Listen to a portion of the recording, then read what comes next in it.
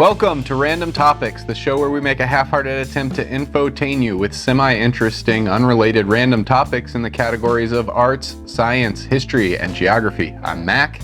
I'm Chris. And today's topics are... In arts, James Gillray. In science, we have shot towers.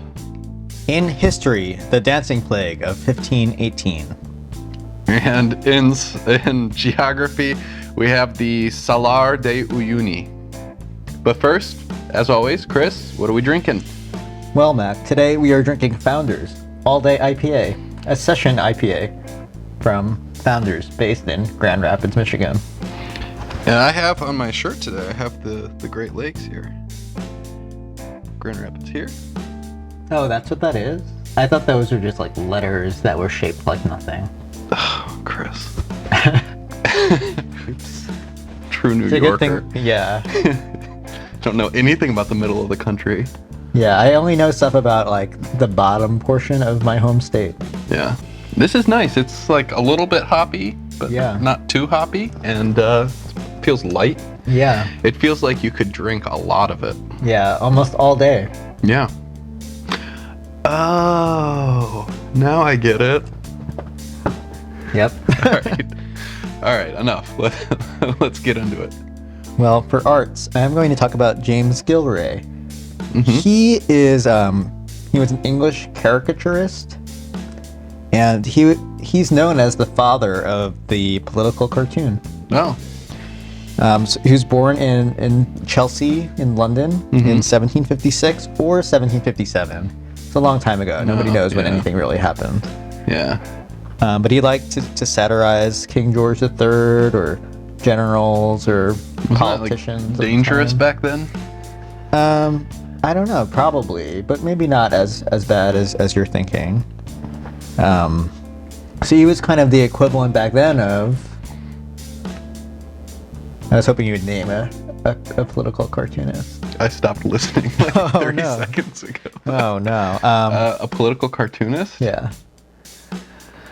That's not really my forte. Yeah. Some of his subjects included John Bull. Okay. Do you know about John Bull? No. I gather Should we put him on the show sometime? I think it's similar to like Uncle Sam. It's like this iconic Yeah. man who's supposed to represent like Englishness or Yeah. something. Edmund Burke, Okay. Charles James Fox, Mm-hmm. which I think is a real person Yeah. who existed. Being Americans, we don't know anything about history, so. Right. And then toward the end of his life, he lost his eyesight, and he started drinking heavily, and then his mental health kind of worsened, and then he died. Oh. And I looked at some of I his. thought the way you were building that up that there was like some other great work that he. Oh no, he like couldn't work anymore really. Okay. He couldn't. He just really declined and died. Yeah. Great. I looked at some of his works, but I didn't know who any of the people were or what the issues were. Kind of loses context, And right? I was like, oh, it's like some English-looking people sitting around. Yeah. So what do we have next? In science, we have shot towers. You know what a shot tower is? Probably not. No. Have you ever asked yourself, how did they make shot back in the day? No. Should we go back one step further? And what is shot? Yes. We're talking about like essentially, bullets, but not bullets, right? Just the round ball that got shot out of like a musket, right? So what they were doing before shot towers is they were making shot in a mold, and Okay. it was apparently very expensive to do and was kind of tough. But in 1782, this inventor, and his name's not important, so I didn't write it down, from Bristol in the UK, he patented this process and also built the first shot tower. And the process is very sciencey. Yeah. if you thought this sounded more like history. So you have a tower, okay. And you have a guy go up to the top of this tower, and he has a furnace, and he takes some lead and he melts it down into just liquid, bright red liquid lead. And then he pours that into a sieve. And by pouring it into the sieve, all of the liquid turns into uniform droplets as it goes through the sieve, right? Can you envision this? Yes. Okay, so then as these uniform droplets fall from the sieve down through the tower, right, the entire height of the tower, as they're falling, they're cooling. And there's this science thing called surface tension. Oh, okay. Yeah. Have you heard of this? Yeah. I'm very strong in science. I can't really describe to you what it is, but when you drop water, essentially it It's forms so it like holds a sphere. together. Yeah. But basically, because of surface tension, it turns into an actual sphere, and it's cooling as it falls. And at the very bottom of the tower is like a pool of cold water, and then these balls are hardened enough that they hit the water and don't deform, and then they're perfectly cool, and they're these perfectly round balls that are all equal shapes. Wow. So they started doing this in 1782. A better method was developed in 1848, and I'll save that method for a different show. Oh. Well, Yeah? I'm wondering, because the way that you described it, it seems to me that if there are any like hipster hunters out there, Yeah. that would be their preferred method of like. Well, they might want to go farther back and be even more authentic and yeah. make their own molds. I was wondering if in like Portland or Austin or something, Yeah. there's like people who do this. Oh, definitely. Yes, hipster hunters though. There are Yeah. like probably some of them out there. Yeah. Maybe Yeah, the the same ones who thing. are like, I'm vegetarian except I eat what I kill. Yeah. I can talk about dancing now if you want. Yeah. So I'm going to talk about the dancing plague of 1518, which is a thing that happened, I think. It's one of the most famous cases of dancing mania, which I think is a thing also. Yeah. I'm really scared Like that the people electric like, slide or the achy breaky heart. maybe. I'm really worried that people like put joke things on Wikipedia and like maybe I'm falling for it. Yeah. Because this sounds crazy to me. But anyway, in 1518 in the Holy Roman Empire, in Strasbourg. Wait, you did check other sources though, right? So 400 people. Well, there was a woman who started it, I guess, but eventually 400 people joined her, and they were just dancing for days and like weeks. Yeah. And then eventually a lot of them died from like heart attacks or exhaustion. They danced themselves to death. Yeah.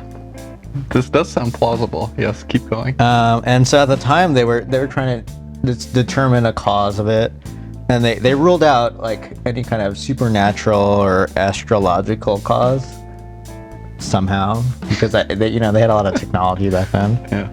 But they decided that it was caused by hot blood, Oh, yeah. whatever that is. And so they wanted people to keep dancing, so they like brought in some musicians to play and like to try to get it out of their system maybe or something. I don't know.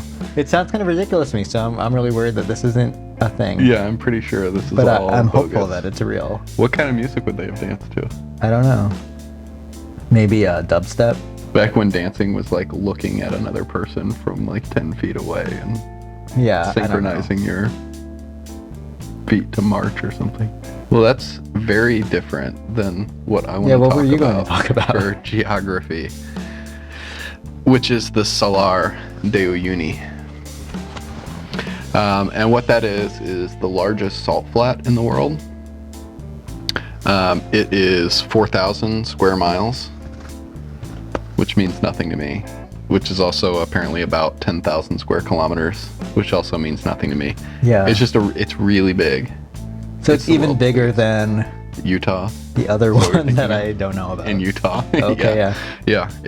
It's in southwest Bolivia near Potosi, and it's at an elevation of 12,000 feet, which is 3,650 meters. So imagine like really, really flat land, right? But instead of land, it's actually a salt crust that is a few meters thick, like 9 or 10 feet thick. And it's extraordinarily flat. And because of that, actually, it's an ideal object for calibrating altimeters on satellites, Earth-observing satellites. They point them at the Salar de Uyuni.